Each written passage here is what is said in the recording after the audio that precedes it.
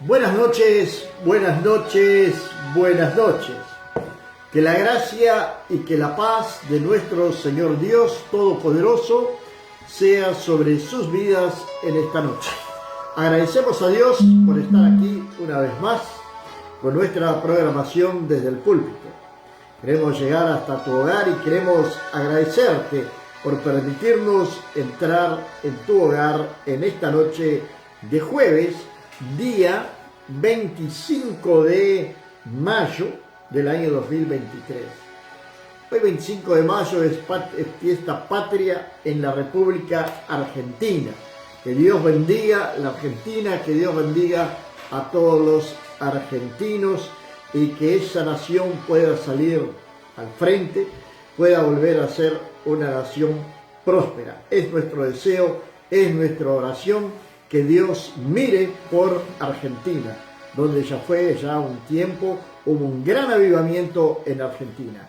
Y creemos que en estos últimos tiempos que estamos viviendo, toda América Latina será conmovida por el poder de Dios. Buenas noches, Carla, en la ciudad de Gramado. Que Dios te bendiga poderosamente en esta noche. Viviana Gómez, en la ciudad de Canelones. Que Dios te bendiga poderosamente en esta noche, Viviana. Te puede compartir nuestro video. Ahí debajo dice compartir. Comparta con sus amigos. Envíe para sus amigos, para sus familiares, para los conocidos, para la suegra. Envíe este mensaje para ellos. Ahí dice comparte. Solamente compartir este mensaje. Todo lo que tiene que hacer es mover su dedo en dirección a la pantalla del teléfono y allí entonces mandar este mensaje para otras personas. Estamos en el capítulo número 14 del libro de Jueces. Ayer no pudimos estar por un pequeño quebranto de salud. Apareció un problema en la garganta, no podíamos hablar, pero ya hoy estamos bien, gracias a Dios. Ruego vuestras oraciones al favor de mi vida, de mi esposa, de mi familia, de mis hijos, mis nietos, que puedan estar presentes en sus oraciones. Estamos en una ciudad que no es muy sencillo predicar la palabra de Dios, porque las potestades malignas aquí son muchas. Para que tengan una idea, en una ciudad de 10.000 habitantes no llegamos a 1.000 creyentes. Entonces es muy fuerte lo que aquí sucede en esta ciudad. Buenas noches, Rodinei y Silvia, aquí en la ciudad de Caciquí. Que Dios los bendiga poderosamente en esta noche. Comenzamos entonces el miércoles a hablar sobre Sansón, de su nacimiento milagroso. Su madre estéril, que no podía tener hijos, entonces Dios le da la oportunidad de ser madre. Y ella pasa entonces a tener ese hijo llamado Sansón, que entre otras cosas, él debería de ser nazareo.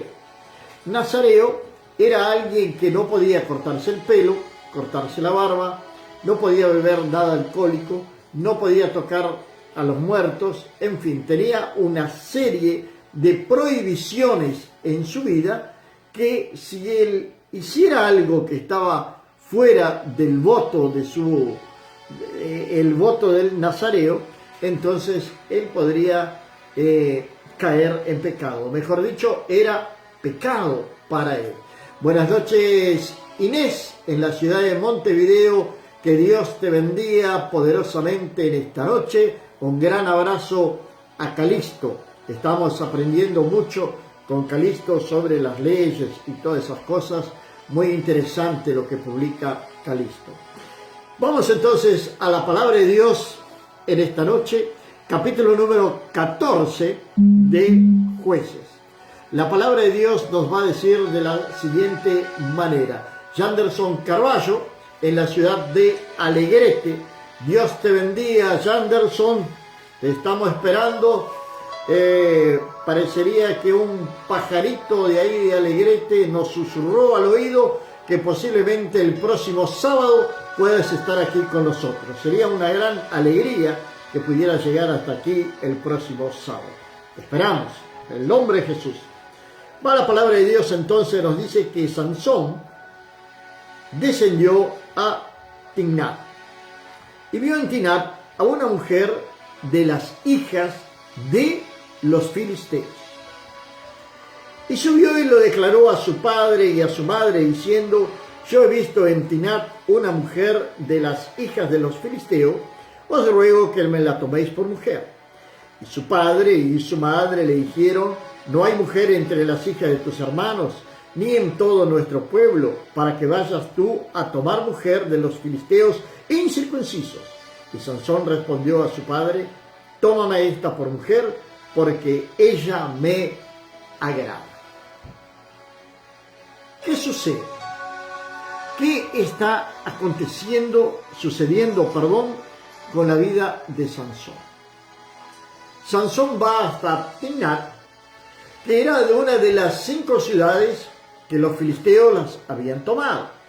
Nosotros hablamos el otro día que los filisteos, ellos vinieron de Grecia posiblemente, o de la isla de Creta, y se establecieron en Israel, tomando 5 ciudades de Israel, algunas del litoral y otras de más al norte. Ellos también tuvieron alguna incursión en Egipto, donde fueron derrotados. Los filisteos, para la época en la cual ellos vivían, ellos eran grandes adelantados, porque ellos conocían la arte del hierro. Entonces sus espadas, sus lanzas, sus flechas, todo lo que ellos hacían era de hierro, mientras que los demás, todavía algunos estaban en la época del bronce, o otros en la época de la piedra todavía. Pero los filisteos tenían armas para la época poderosas. Si queremos hacer una comparación, sería como una gran potencia de nuestros días de hoy. Sería como Estados Unidos, Rusia, China, en fin, esas potencias que tienen grandes armas nucleares, misiles de largo alcance. Bien, los filisteos serían algo así similar a eso, con el armamento que ellos tenían. Ahora, la palabra de Dios nos habla en Corintio, nos trae una alerta que nos habla para nosotros no unirnos en yugo desigual. En yugo desigual. ¿Sabe lo que es un yugo? Un yugo es aquella madera que va sobre los bueyes. Los bueyes que andan con las carretas. Todavía en algunas ciudades existe el yugo. En la ciudad anterior que nosotros estábamos, en San Francisco de Asís, hay gente que con su carreta tirada por 2 bueyes y el yugo que une aquellos 2 bueyes. Ya en la ciudad de Canelones, hace años también que pasé por el interior de Canelones y vi en algunas chacras gente arando con bueyes con el yugo puesto. ¿Cuál es la función del yugo? El yugo no permite que uno se adelante al otro. Esto quiere decir que los 2 van a caminar juntos, unidos, sin adelantarse y sin retrasarse. Ese es un yugo. Ahora, cuando la palabra de Dios nos habla de no unirnos en yugo desigual, nos está hablando, nos está alertando en todos los aspectos de la vida cristiana. En todos los aspectos de la vida cristiana, la palabra de Dios nos está alertando. Puede ser noviazgo, matrimonio, puede ser sociedad, puede ser cualquier cosa que yo pueda entrar en acuerdo con alguien y que esa persona no piense como yo, que ella solamente quiera usarme o sacar ventajas de la situación.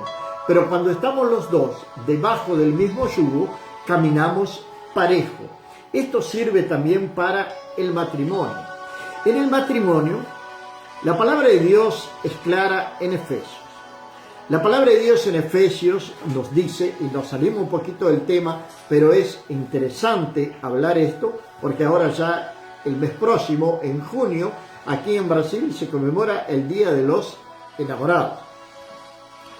Es bueno saber esto, lo que dice la Biblia. La palabra de Dios dice que el hombre es la cabeza de la mujer. La mujer debe someterse a su esposo. Esto parecería hasta una conversación, ¿cómo podría decirle?, machista, pero no lo es. Vamos a entenderlo mejor del punto de vista bíblico e espiritual. El matrimonio, cuando se une un hombre a su mujer, los dos van a formar un solo cuerpo. Es una sola carne, perdón. Es lo que dice la palabra de Dios. No soy yo que lo estoy diciendo. En Génesis, Dios, hablándole a Adán, dijo: dejará el hombre a su padre, a su madre, se unirá a su mujer y serán una sola carne. Bien. El matrimonio es una figura, es una semejanza, pues una alegoría, no sé bien la palabra exacta que podría utilizar en este momento, del relacionamiento entre Cristo y su iglesia. El matrimonio está apuntando a la vida de Cristo, al relacionamiento de Cristo con su iglesia. El matrimonio no es cualquier cosa. El matrimonio es una institución sagrada que está simbolizando el amor de Cristo por su iglesia, instituido por Dios. Y vuelvo a decirlo: dejará el hombre a su padre y a su madre y se unirá a una mujer y serán una sola carne. Eso dice la palabra de Dios. No podemos arrancar esa página ni apagar ese versículo, porque esa es la voluntad de Dios. Está apuntando al relacionamiento de Cristo con su iglesia. La parábola de Mateo 25 sobre las 10 vírgenes nos relata sobre el novio que están esperando. Y el novio llega a la medianoche, y las que estaban preparadas se fueron con él, y las insensatas, las que no se prepararon, las 10 vírgenes, 5 sensatas y 5 insensatas. Las 5 primeras que se habían preparado para esperarlo, se fueron con él. Ahora, las otras 5, no. Entonces, ese es el matrimonio, el sentido del matrimonio. La sumisión de la mujer al esposo es algo espontáneo y voluntario. Es una demostración de amor, así como el hombre también por su esposa. Pero el hombre es cabeza del hogar en lo espiritual. En lo espiritual, así como Cristo es cabeza de la iglesia, el hombre es cabeza de la mujer en el matrimonio. Entendamos bien esto y no nos confundamos. En el matrimonio no es el que diga: aquí en casa mando yo. No, no es así. Es la sumisión de la mujer al hombre, espontánea y voluntaria. Esto sucede cuando los dos profesan la misma fe. Cuando los dos profesan la misma fe, ellos van a llevar un yugo, sí. Pero ese yugo Jesús dijo que sería liviano, que no sería pesado, no sería molesto para que lo podamos cargar. Llevad mi yugo, dice el Señor, que es liviano, y ligera es mi carga. Entonces, ese es el yugo. Ahora Sansón va a buscar una novia en el medio del pueblo de sus enemigos. En el medio del pueblo de sus enemigos. Y sus padres no lo pueden entender. Sus padres no pueden comprender cómo Sansón va a buscar a esta mujer en el medio de los filisteos. Así como muchas veces la suegra no entiende cómo la hija o el hijo se casó con fulano. No entienden cómo puede ser eso. Minutos con Dios. Dios los bendiga a nuestros hermanos de la página Minutos con Dios, que va todos los días, creo que va todos los días, sí, siempre a las 20 horas, pero en portugués en la página Minutos con Dios. Pero es una elección de ella o de él. Nosotros, cuando ya después que somos padres y nuestros hijos crecen, en el corazón, en el sentimiento de los hijos, nosotros ya prácticamente no podemos tener autoridad sobre sus sentimientos. ¿Pueden equivocarse? Puede. ¿Puede ser todo correcto? Puede. Pero es un riesgo que lo deben de correr ellos. Así como nosotros, sus padres, un día corrimos el riesgo de decidir vivir juntos ante los sagrados votos del matrimonio, delante de Dios y de todos los testigos que allí estaban. Es un riesgo que por amor estamos dispuestos a correrlo, a caminar juntos. Ahora, su padre y su madre estaban preocupados con Sansón y le dijeron: ¿pero cómo vas a buscar a esta mujer en el medio de los incircuncisos?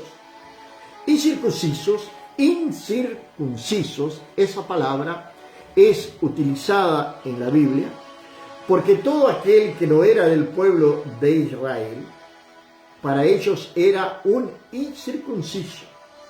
La circuncisión fue una marca que Dios estableció allá en la época de Abraham,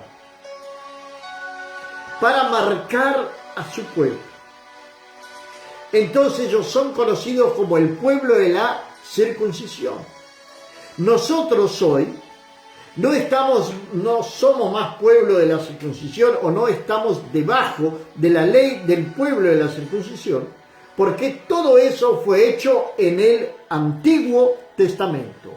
Y permítanme hacer un paréntesis aquí y enseñarles algo. Hay una determinada religión que tiene, por cierto, muy buenos programas televisivos y en la internet. Incluso sigo a uno de sus miembros en YouTube, que es arqueólogo, y él enseña sobre la arqueología bíblica, que son los adventistas. Los adventistas te hacen guardar el sábado, porque en el antiguo pacto, en la antigua alianza, en la antigua ley, la ley se dividía en dos partes, la ceremonial y la moral. No vamos a entrar mucho en eso hoy. Ahora, ellos enseñan que debemos de descansar el sábado. Ahora, si es para descansar el sábado, es porque están debajo de la ley. Entonces deberían también circuncidarse. Porque la circuncisión, si leemos la Biblia, es mayor que el sábado. Porque si nacía un niño y al octavo día, cuando era el día de la circuncisión, caía un sábado, el sacerdote tendría que hacer igual, porque era al octavo día, no era el noveno ni era al séptimo, era al octavo día. Fuera sábado o no, el sacerdote tenía que romper con su creencia, con su descanso, para hacerle la circuncisión al niño. Esos son los incircuncisos que habla la palabra de Dios. Ahora, ¿sabe? Dios tiene proyectos, tiene planes, tiene propósitos con cada uno de nosotros. Dios tiene un propósito con cada uno de ustedes que están mirando en este momento, con ustedes que van a mirar después en los grupos que van a estar participando de esta transmisión. Dios tiene un propósito. Y muchas veces nosotros no entendemos los propósitos de Dios. Vamos a recordar que Sansón vino al mundo para expulsar a los filisteos que estaban dominando a Israel. Ese fue el motivo, esa es la causa del nacimiento de Sansón. Ahora, ¿cómo iba a comenzar esa rebelión? Tal vez su padre, su madre, se imaginarían cómo Sansón iría a comenzar esa rebelión. Tal vez ellos pensaban y dirían, Sansón va a formar un gran ejército, él va a ser un gran general y ese ejército va a derrotar a los filisteos. No, Dios quería usar a Sansón. Entonces, en el versículo número 4 del capítulo número 14 del libro de Jueces leemos lo siguiente: mas su padre y su madre no sabían que esto venía de Jehová, porque él buscaba ocasión contra los filisteos, pues en aquel tiempo los filisteos dominaban sobre Israel. Propósito de Dios, plano de Dios para la vida de Sansón, llamado de Dios para Sansón. Veamos, esto es de parte de Dios. ¿Sabe? A veces nosotros no entendemos los llamados de las personas. A veces no lo entendemos, sinceramente.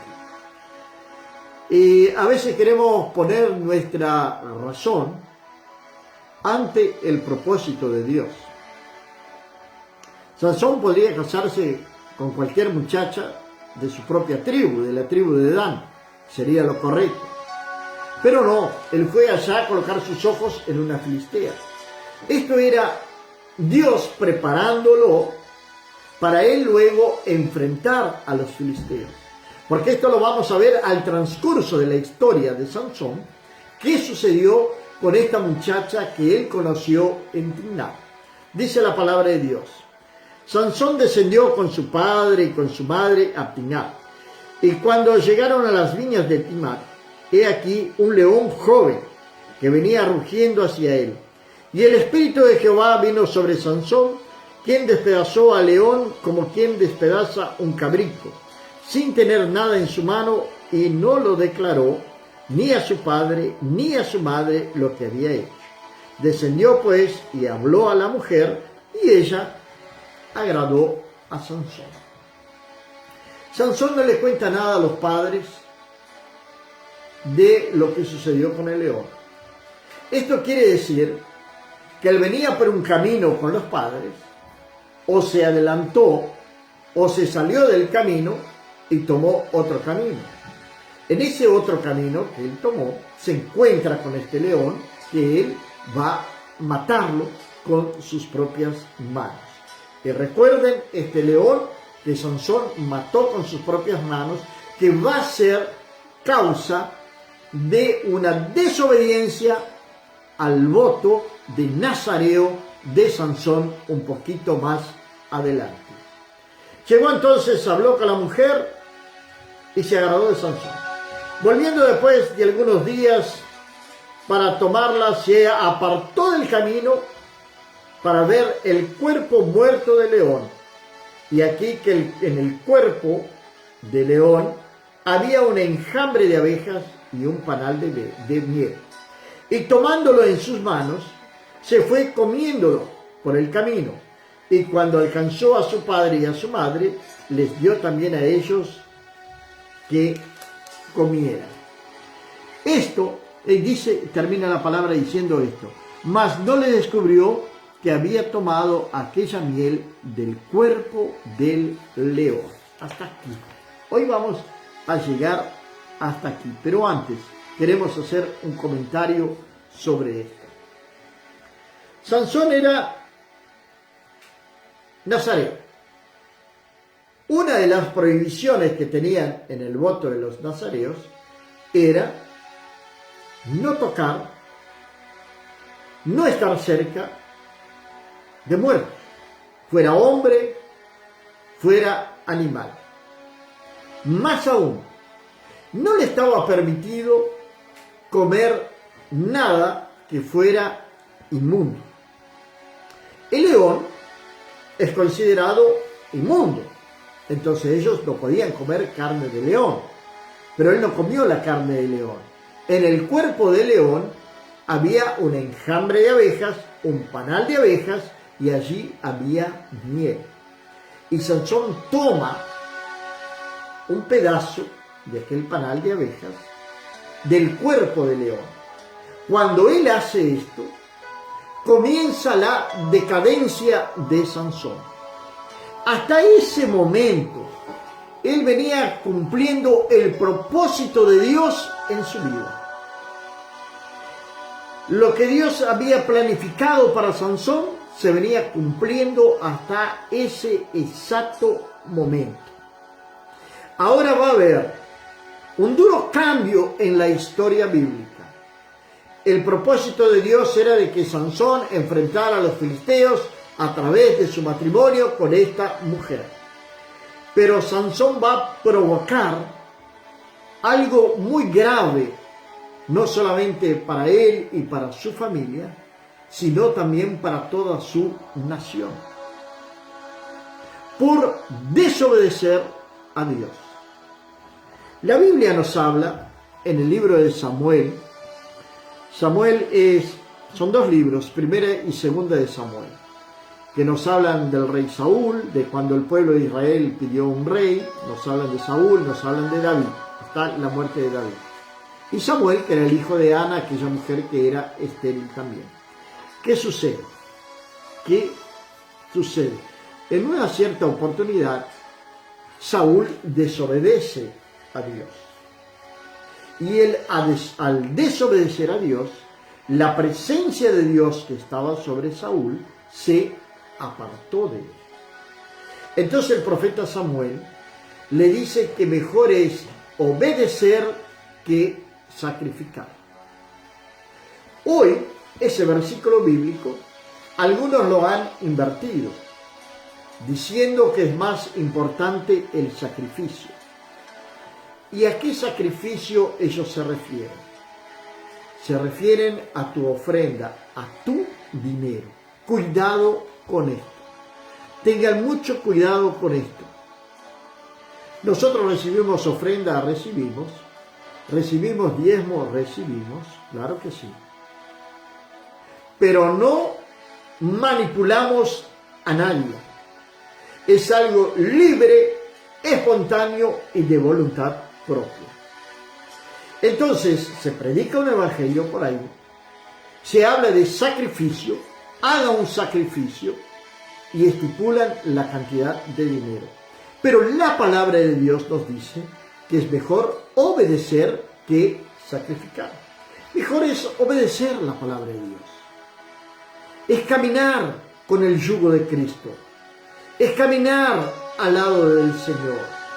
Es estar con Cristo. Es vivir como Cristo vivió. Es pensar como Cristo pensó. Claro que para que esto llegue a suceder en nuestras vidas, tiene que haber un cambio en nuestra mente. Nuestra mente tiene que ser renovada totalmente. Y entonces ahí sí, nosotros vamos a entender a través de la presencia del Espíritu Santo cuál es la buena, perfecta voluntad de Dios para nuestras vidas. Sansón como que comenzó a jactarse de sí mismo. Él se apartó del camino, dejó a sus padres y se apartó del camino y fue a ver al león.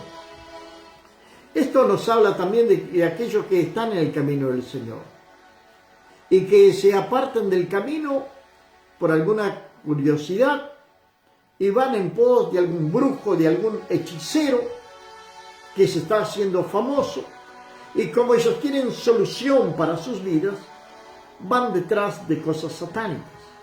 Y Jesús nos dijo que no podemos servir a dos señores. O servimos a Dios o servimos al diablo. No hay un camino intermedio. Y cuidado con aquellos que están encima del muro, Porque el que te va a hacer caer de encima del muro, que te va a empujar y te va a empujar para el lado de él, es Satanás. Dios jamás va a hacer eso. Porque Cristo entra por la puerta, no por encima del muro. Y la puerta de entrada de Cristo es tu corazón, es mi corazón. El vacío que existe hoy en tu corazón es del tamaño del amor de Dios. Y ese vacío solamente lo puede llenar Jesucristo de Nazaret, el Hijo de Dios, que murió y resucitó al tercer día y que hoy está a la diestra de Dios, intercediendo por ti y por mí. Padre amado y Dios del cielo, queremos agradecerte, Señor, por tu amor, por tu misericordia y por tu bondad. Señor, alabamos tu nombre, Dios mío. Glorificamos tu nombre, Señor. Señor eterno, que tú vengas a bendecir a nuestros amigos, a nuestros hermanos que estuvieron con nosotros, Padre. Que tu bendición esté sobre ellos, mi Dios. Que tu bendición esté sobre los que están trabajando en este momento. Que tu bendición esté ahora, Señor, sobre los que están en las universidades en este momento, Padre. Señor, ven a guardar, Señor amado, a los jóvenes. Señor, ven a colocar ángeles a su alrededor, mi Dios, reprendiendo toda suerte de malhechor, traficante, chorro, Padre. Líbralos, oh Dios mío, de personas malintencionadas. Dios mío, que en esta noche podamos decir que en paz nos acostaremos y que asimismo dormiremos, porque solamente tú, Jehová, nos haces vivir confiado en el nombre de Jesús. Amén. No se olviden de compartir este video con sus amigos y familiares. Si tienen grupo de WhatsApp, láncelo allí en el grupo de WhatsApp. Si quieren visitarnos en nuestro canal de YouTube, Pastor Juan Teixeira, pueden ir allí también, suscribirse y compartir el video.